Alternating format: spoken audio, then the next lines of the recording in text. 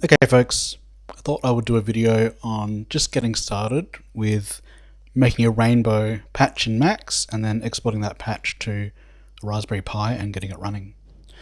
So Rainbow really is a new aspect of the Max environment where you can make patches that look very similar to Max patches, but you can export them to various targets and platforms. So for example, you could make one patch, export that patch as a VST or an audio unit, and also export the same patch for the web, for browser use, and also export that same patch to the Raspberry Pi. Now, as you can see, that's a lot more versatile than what we can normally do with Max patches, so I think it's a fantastic development, but it is a separate license than the normal Max license is. So from my point of view, I'm really interested in using Rainbow with the Raspberry Pi because it kind of lets you take something that you've done in Max and make it much more portable and usable in different scenarios. So in particular, what I want to do is take a signal from a UARAC modular and just process that signal a little bit with the Raspberry Pi, and then be able to control that in various ways. So at least for this video, my plan is just to get the Raspberry Pi set up along with getting a patch on it and then being able to control that patch from the built-in web interface that ships with Rainbow. And to do this, I've got a Raspberry Pi with a power supply. I've got a 32 gig micro SD card, and I've got this cheap audio interface, which is just USB. Costs about $5 or $10 from eBay. You can pick up similar things for about the same price. Now, audio quality on this is okay. The Raspberry Pi is compatible with all USB compliant audio devices. So for example, a Scarlett 2i2 works great with the Raspberry Pi, but in this case I just wanted something small and cheap. Now the problem with these super cheap interfaces is that the input is normally designed for a microphone input, so it's only mono usually, and the output is stereo. So I'm working with that assumption for this setup. Of course, if we used a Scarlett or something else, we'd have two inputs and two outputs.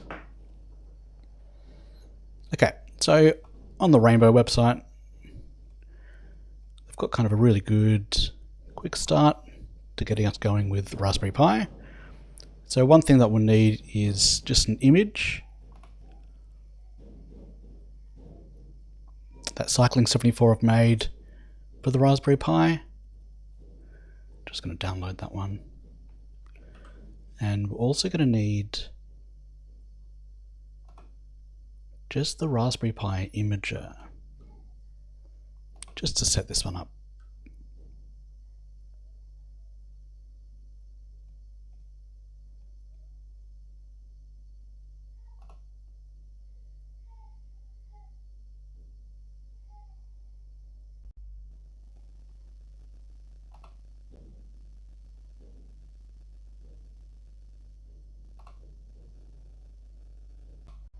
And there we've got the imager.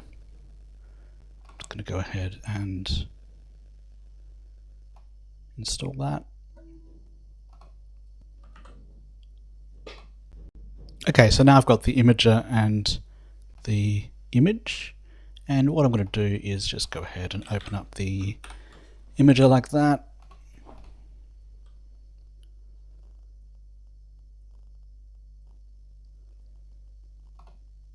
And the first thing I want to do is just choose a custom OS and then use that zip image file as the source. So we're using the image file from Cycling 74 as the source in our Raspberry Pi Imager. In terms of storage, what I need to do is now just grab my SD card. And what I'm going to do is choose my 32 gig card as my storage. Okay, then we're just going to set up some settings. This session is fine. Set host name, I'm going to leave unclicked.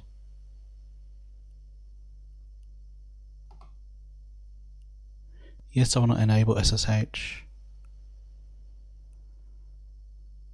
Username has to remain as Pi. And password, I'm just going to put something easy to remember. And I also want to configure it as wireless LAN. Here's just my Wi-Fi.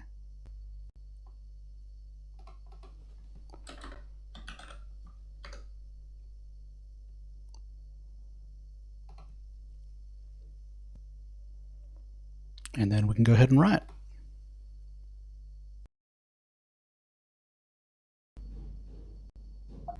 Okay, so that process can take a few minutes. Now that I'm done, I'm going to go ahead and take out the SD card from the computer and put it into the Raspberry Pi.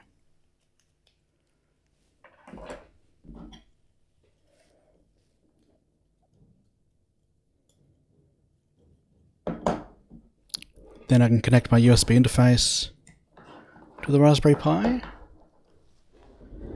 and add power.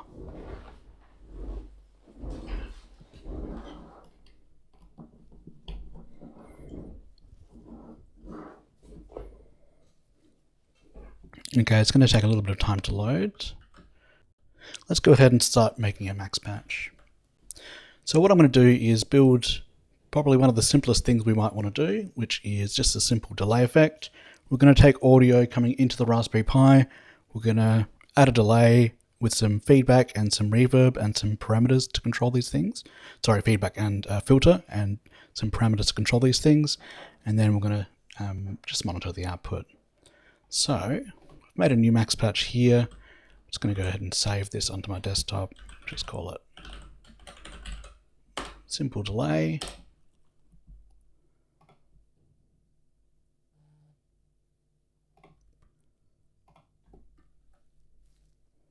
And within this, I'm going to go ahead and make a rainbow object. Now, I don't need to separately save the rainbow patch compared to the max patch that it's contained within, but we can do if we want to. Now, otherwise it'll just save with the max patch. Now, within the rainbow patch, you can kind of see it looks very similar to a max patch.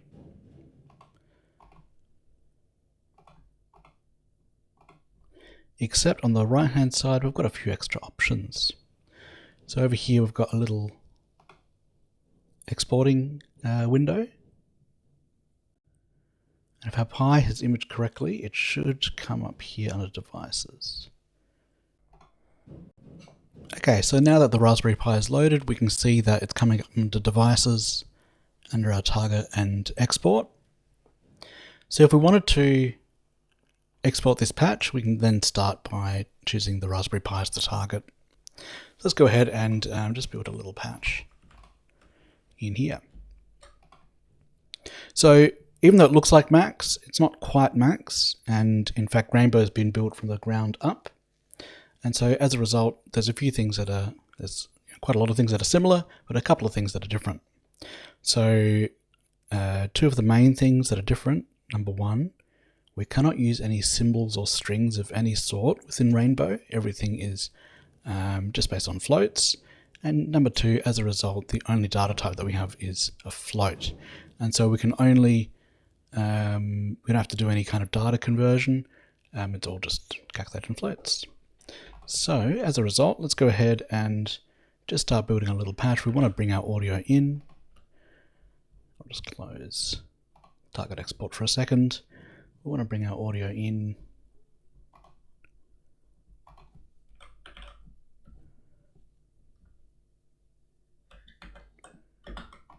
From the outside, we're going to make the assumption that we're dealing with a stereo system, but I only want to make a mono delay. So what I'm going to do is just multiply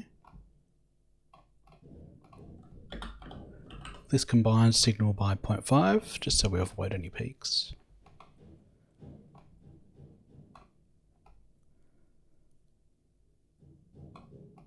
What we want to do is then add a delay. And in Max, we'd normally create a tap in and a tap out object, but in Rainbow, we've got a delay tilde object. And couple of things that we want to change about it. First thing is maybe the maximum size of the delay. So we've got a attribute here called max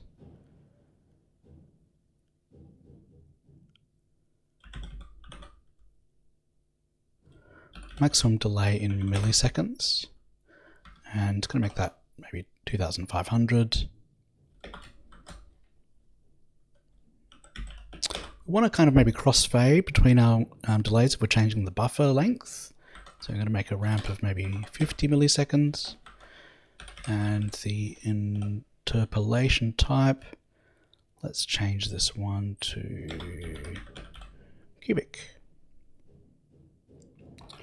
Now, we also want to set an initial delay time, maybe of 250 milliseconds. And so this way, when we associate a parameter with the delay, in the case of the delay time, I'm going to have the parameter have an initial value as well as a maximum value of 2,500, which will match up with the delay object. So you can see with the delay tilde, we've got one input, which is the signal that we're delaying, and then we've got another input, that's the delay time. Now you notice with the delay time, it's actually in samples instead of milliseconds. So what we want to do is feed into this a sample value. Now we don't necessarily know what the sample rate is of our system that we're running this on. So as a result, we've got an object that's called milliseconds to samples. We've got the signal version of that. So we can just add this one in, which will convert any floating number into a signal that represents that floating number as the number of samples converted from milliseconds. Okay, so we want to basically have a parameter that will control this delay time.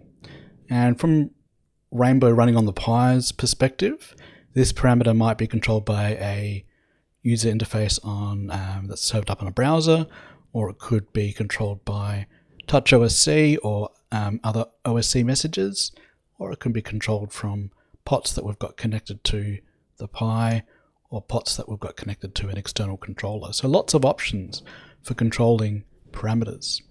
So for today, we're just going to look at setting up these parameters from the web interface, but we're going to expand on this further down the line.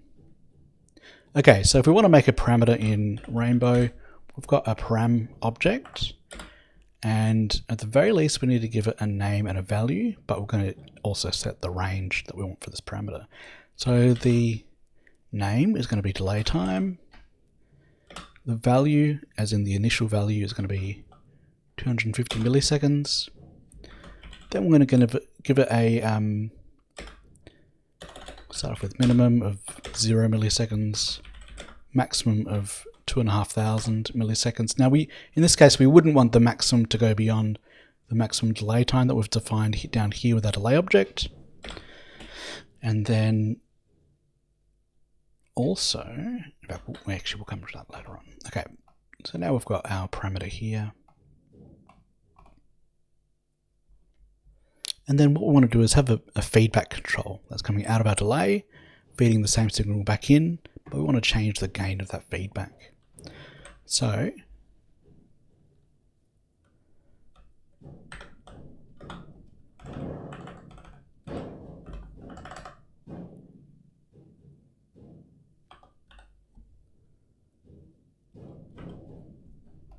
once again, we've got an initial value. And so normally in Max, if we were building this, we would just send the output back to the input. But you'll notice that if I try and send that output straight back to the input of delay, we've got an issue, and it's not allowing us to do that, because everything that gets calculated in a Rainbow patch is calculated on a sample by sample basis instead of a vector by vector basis. And so what this means is that we need to it won't be able to compute the output of something further down the line going back into a previous point in our signal chain. And so to compensate for that, we've got an object called feedback tilde, which is just a single sample buffer delay for this line. And so the output of this is one sample old than the input, right? And so that's why if we add a feedback in like that, we can then easily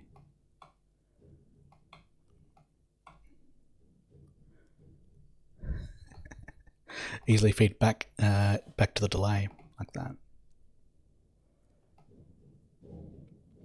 Now beyond just having the gain, I also want to have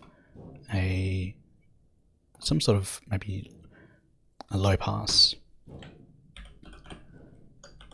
We'll use a low res for this, and we'll give it some values to start off with, maybe 1000 Hertz with a resonance of 0.5, like that. And so now we've got gain stage for the feedback, and we're also feeding that feedback through a low pass filter. And then let's take the output of all of this. I want to then send it to the output of our patch.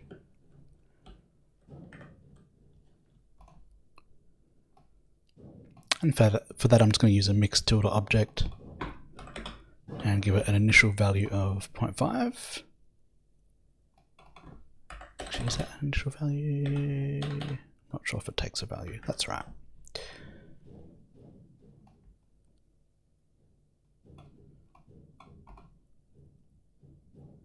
And so we want to basically just be able to change the dry/wet amount between our input, our dry input up here,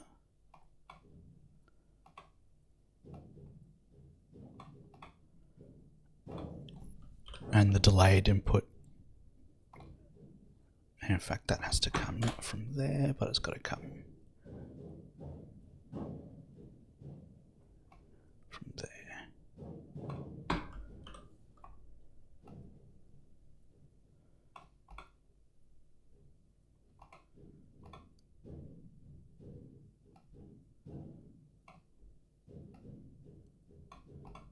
Like that. Okay, and we can then send that out to number 1 and number 2.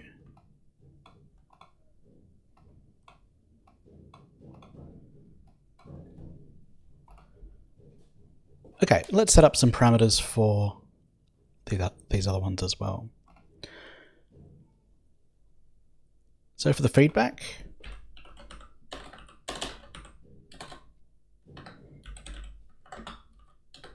once again, param object, let's give it a name. Now in this case, I'm just going to have a feedback value between 0 and 1, and we can use that immediately to control the gain amount. So we don't need to give it a minimum or a maximum value, which is fine. We can just plug that one straight into that multiplier there. And let's have a look at the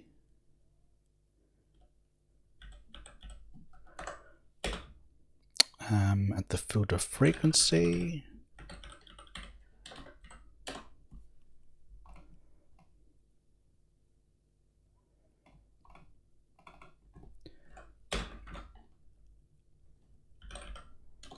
And we'll give it an initial value of maybe 1000 Hertz, and I will give the feedback gain a value of 0.5. Okay, so one thing I want to kind of point out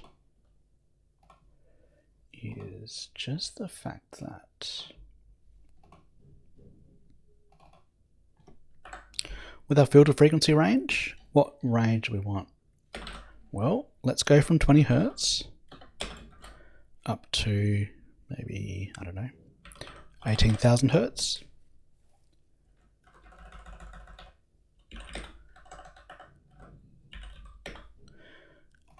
And so that's fine, but we also might want to represent this when we're talking about a parameter in terms of having a non-linear response. So of course we want to represent the frequency in a way that makes sense to our ears, and parameter wise every doubling of value should represent a change in octave of frequency rather than a linear response like what we've got here as the default.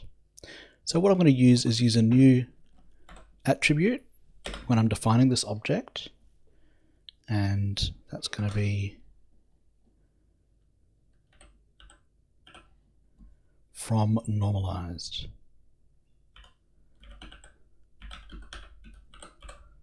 Like that. Okay, so what we're going to do is have this attribute called from normalized. This allows us to define a function that we grab a value from 0 to 1, which is the normalized range, and then how do we map that value to a range here that we've defined from 20 to 18,000. And I want this value range to make sense musically, you know. And so one way to think about this is I want to use basically a pitch range and use that pitch range and convert it to frequency range. So to demonstrate this, you can imagine that we've got you know, a MIDI to frequency object. If we look at the output of this, we can see here as we're going up, starting at MIDI note 0, that's like 8 Hertz, moving up to 120 MIDI note 127, that's like 12,000 Hertz, right? And so if we instead take our initial value and multiply it by 127,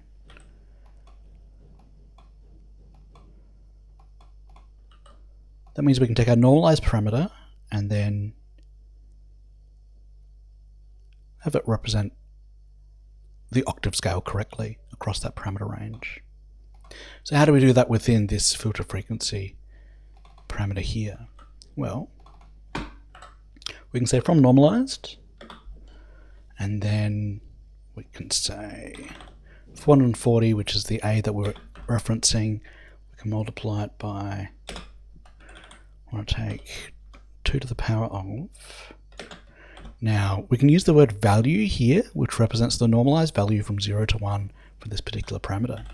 So I'm going to go value, and just like what I've done up there, multiply by 127.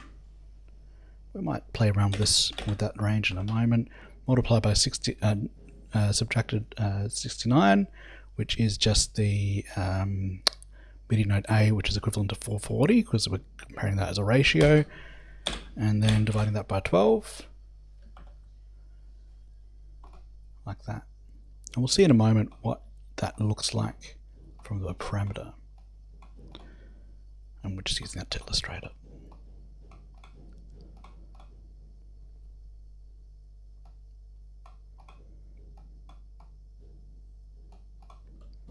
Now we need a parameter for the resonance.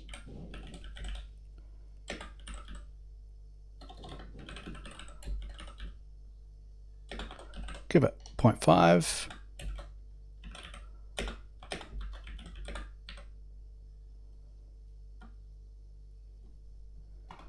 And in this case, I have given it a minimum and a maximum, just in case. Obviously, if we have our resonance all the way to 1.0, that means that we might, or getting close to 1.0, means that we might get some self-oscillation of the filter and some really strong resonance. But you'll notice that we've got an output for the parameter value, and the right outlet here on the parameter is the normalized value. So this is just from 0 to 1. So in this case, because I've just got the minimum at 0 and the maximum at 1, I'm just going to take that normalized value and plug it into the resonance, like that.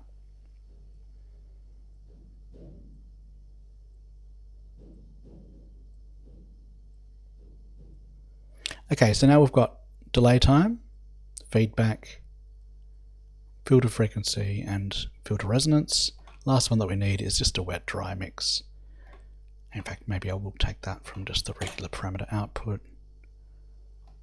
instead. And then down here, let's make it a parameter. I'm just going to call it wet-dry. Give it a value of actually 50, because we're going to define the maximum at 0, the minimum at 0, and the maximum at 100. And then let's go ahead and grab that one. Now that's going to control the mix level here. Now, if I grab that, that's from 0 to 100, but instead I'm going to grab the normalized value, which makes more sense, from 0 to 1.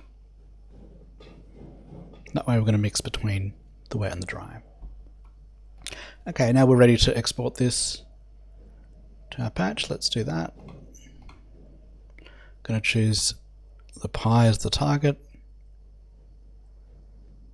Now you notice that because I've flashed the current version of the pi image, there's slightly newer versions of this available, so I might just update this.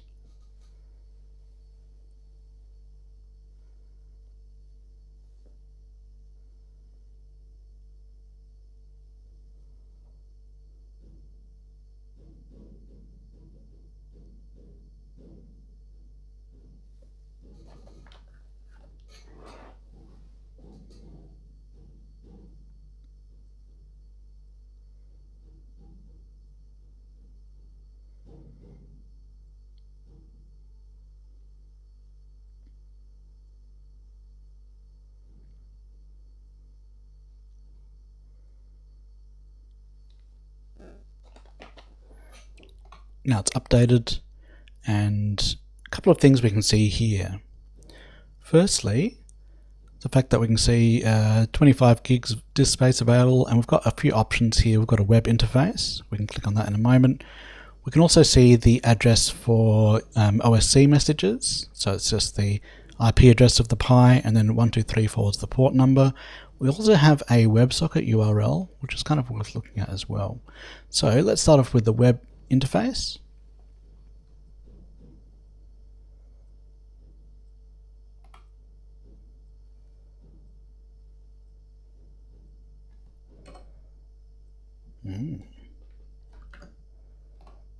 Might just try and re-export this.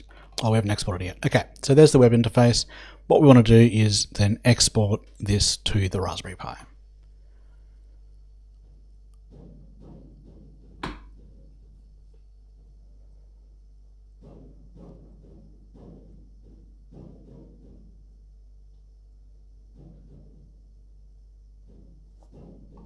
And then we can open the interface. And so there we can see all the parameters that we defined earlier. So we've got wet, dry, got feedback, got filter resonance, filter frequency, and delay time.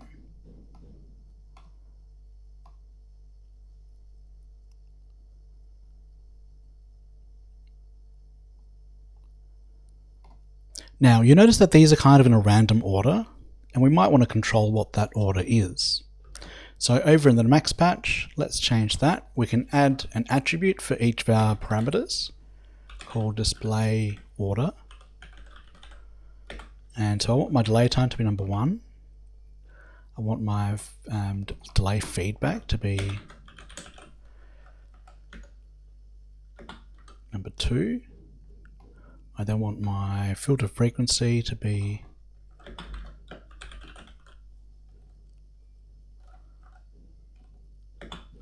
number 3. We don't need this now, get rid of that. Number 3, and then I want my filter resonance to be number 4. And then my parameter for the wet and dry to be number 5. So if we make changes like this, we can then just export it again. It will just compile it and then move it over to the Raspberry Pi.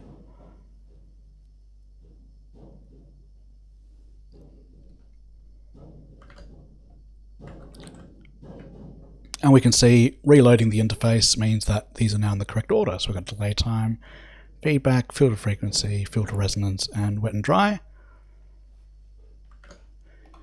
Now in this example, I chose the value 127 in the filter frequency because that's the maximum MIDI note. But you'll notice that the maximum MIDI note is only around about 12K, right? 12.5K. So I really want my filter to be able to go higher than that. So instead of basing this on a range of 127, what I'm going to do is say, okay, let's instead go up to note 134, which is a perfect fifth above that highest note. And we'll re-export that. And then I'll just show you what I mean when I was talking about the filter frequency range. and how that's represented. Okay, so check this out. If we have a filter frequency range like this, so now you can see it's going from 20 Hertz up to 18,000 Hertz. Now this formula is going to actually output a range that's slightly beyond that at the moment. So it's going to go output a range from about 8 Hertz to about 18.5K. Now because I've got these constraints around it with at minimum 20 and at maximum 18,000, that means that it's just constraining that lower range there to 20 and the upper range to 18K. So I'm happy with that. I'm going to play around with those values if we want to. But if we, let's say we've got the parameter at the 20 Hertz point. So of course from 20 Hertz to 40 Hertz, that's 1 octave. From 40 Hertz to 80 Hertz is also an octave. 80 to 160. 160 to 320. 320 to 640, 640 to 1280, then about 1280 to 2.5, then about 2.5 to 5, then about 5 to 10, which leaves then the last octave being around about 10 to around about 20. So you can kind of see there that each time I'm jumping the octave is represented as an equal space across the parameter, regardless of where along this frequency range the octave is. Whereas if we had a linear scale, we would see that the lowest octave will be taking up, the first half of this bar, and then after that successively fewer space per octave along this parameter. That's why we're using this exponential function here to make sure that that normalized range is sitting correctly for our frequency range. Okay, so once we've got that set up, we can also need to set up our audio for the Raspberry Pi. So we can do that over here under audio config. And this is just a patch that comes with Rainbow. First of all, we can click on status, and we should see any Raspberry Pis that we've got connected on our network. Just going to choose the only one that's on there. We can see the IP address is 10.0.0.15, which should remain the same if I unplug the Pi from power and plug it back in. And we can see here a list of all the audio devices that we can see from the Raspberry Pi. Now you see that these audio devices are actually labeled in terms of a number and also a name. And so we can choose our device based on the number or the name. In this case, mine is just called hardware set and then USB audio. That's what I'll choose. We can also choose a sampling rate. I'll leave mine at 48K. And then click on this button here to update the Pi. And those settings will be changed if you power off the Pi and power it back on again. I'm not sure how plug and play friendly these audio devices would be. So you want to make sure you've got your audio device plugged into the Pi before you power it up. Now, if there were any other parameters or things we wanted to change about the Raspberry Pi, keep in mind we can always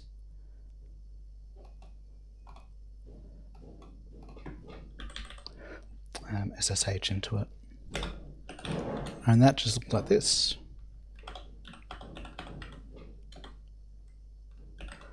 So just the username Pi, which we shouldn't be changing in the image, and then 10.0.0.15, which is just the URL. And the password that I had in earlier for the Pi was just hello1234. So it's just simple. And there we go. So we could, if we wanted to access the Raspberry Pi from terminal, we can do it that way. Coming back to these parameters, I'm just going to go back to target configuration. We can see here we've got the web interface that we used previously. Now with that web interface, it doesn't have to be from a computer that we're running it. For example, you can see here if we just going to export that again.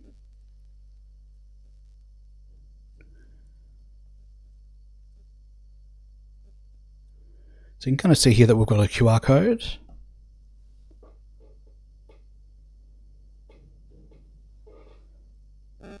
And from that QR code, we can just see that same interface on here. So if we've got, if we've got the web version open, we should find that that updates pretty well based on what we're doing on the phone version. So that's pretty cool. In a similar way, if we wanted to control these parameters from, let's say from Max, we can send an OSC message.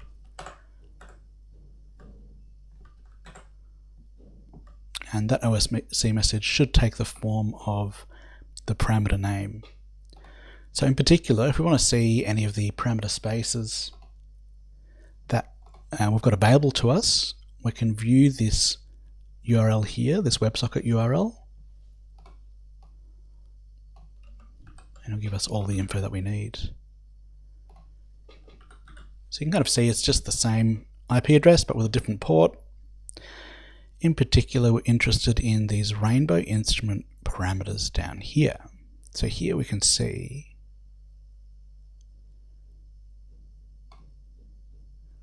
we've got filter frequency normalized. Let's just try and make that a bit nicer. Filter frequency, feedback, filter frequency, wet dry. There's delay. There's delay just up here. Now with each of these addresses, we've got basically a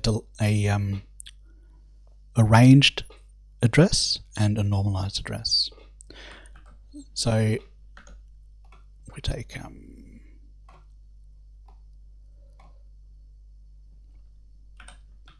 if we take that value there, that's just the parameter range based on whatever we have as our minimum and a maximum. Whereas we do have /normalized available to us as well, which we can see just here. Okay, so if we wanted to update this from Max, we could make a simple patch, let's say like this, and just values for the Pi IP address. And then also you can see here we've got the port number, which we can see here under OSC transport port, which is 1234.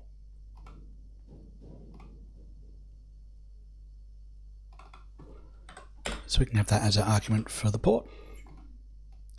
So what we could do now is, let's say,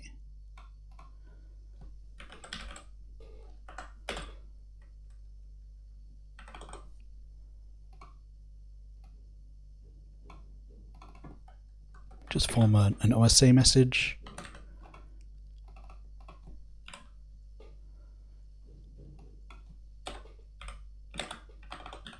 Because we're sending it to the normalized one, it has to be between 0 and 1.0.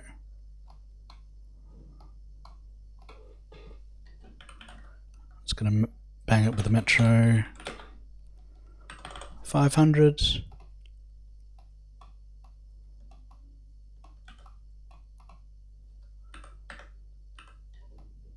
Add a toggle. So every time we generate a new bang every half a second, we're going to generate a random value, divide that random value by 100, and then just form it along. And here's the important thing, the fact that it's /rainbow/instrument/0/parameters or param/delay time, so that's the name of the parameter, and normalised is just the fact that it's the normalised version of that parameter. So if we click go on that,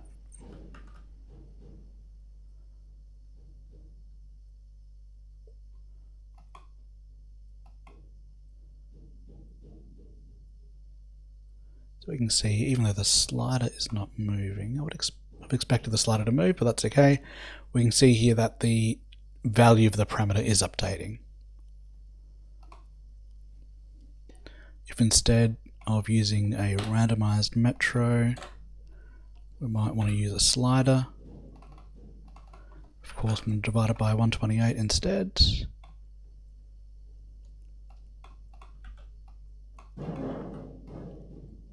And there we go. So this max patch is sending data over the network via udpsend, which is really an OSC message, and it's being picked up by the Raspberry Pi, which is updating its delay time. And then in turn, that's being served up to this web page here, so we can see the delay time. So finally, let's plug in modular synth and just check that it's all working.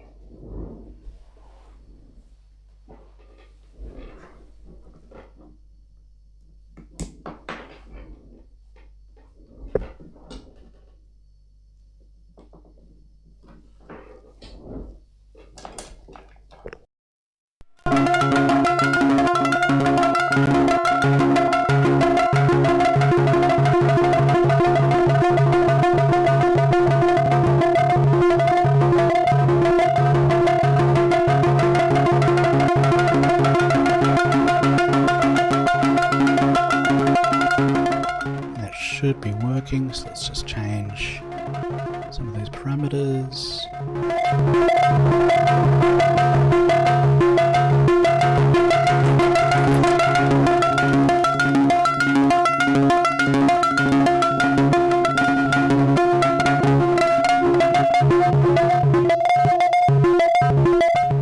And there we go. And that's it.